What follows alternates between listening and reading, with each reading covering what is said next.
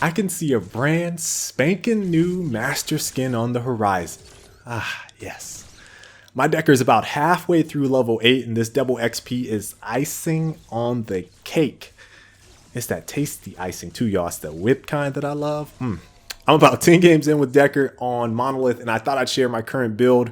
Her and Narbash, food for thought, are my highest win percentage heroes since the huge Monolith update about 3 weeks ago. I'm hovering around 60% win percentage with all my heroes, and these two are at 71%. And I should also mention that I play something like 98% of my games solo queue, and I'm almost at 1,000 games played on live. If you didn't know. Now, the deck I'm experimenting with for Dekker is a defensive one focused around ability armor, similar to that of Narbash, not quite in the same vein, but similar to that of Narbash. The key difference is that I'm using Thorned Greenweave primarily, which also slots power when initially equipped and on the full upgrade bonus. I'm looking for incremental bumps in my basic attack damage over the course of the game with this choice. And I slot two, I have three, but I slot two Thorn Greenweaves typically on a max build. Now, the reason I do this is probably because of my shooter background. And this is more of an early game thing, and then it kind of transitioned to early mid game. But I like challenging people to outshoot me in Paragon, and I play a lot of shooters, so when I have a ranged hero, especially ones that are like supports or, you know, the carries, Twin Blast, for example, I want you to outshoot me. So with Dekker, I would get in your face, stand right in front of you, ranged, and basically challenge you early game to outshoot me if you are playing another shooter, caster, or whatever hero in the duo lane. So I don't go out of my way to use a whole lot of stasis bombs unless I need them, but I will sit there and poke at you with her ranged ability, and I've gotten people down really low. I think it's kind of unexpected for them to be challenged like that from a Dekker. So Dekker's mana pool scales nicely, which basically allows for quite a bit of flexibility when slotting so much ability armor. By late game, I'm primarily relying on mana regen for my mana needs, for those wondering about that. So the two cards I run are Savage Remedy, which when slotted with all my basic manas early game, grants some additional health regen.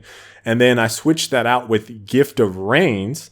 By late game, typically, I put a pure spark in there with mana regen, a greater heal, and a lesser heal. Now, those heals are to kind of help with some sustainability because I'm heavily defensive oriented around abilities. I don't want to be bursted down. Same kind of situation scenario that I gave for Narbash. I like staying in fights, and casters can ruin you. So I want to stay in fights as long as possible.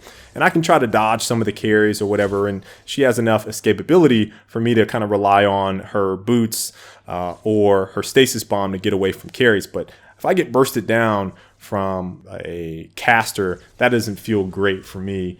So I like having that ability armor.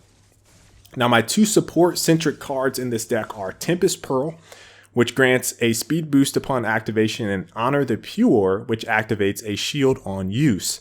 Tempus Pearl is great because it rounds out her kit nicely, providing some additional movement utility via speed boost for teammates and yourself, and then it's on a 60-second cooldown, so you can use that quite a bit.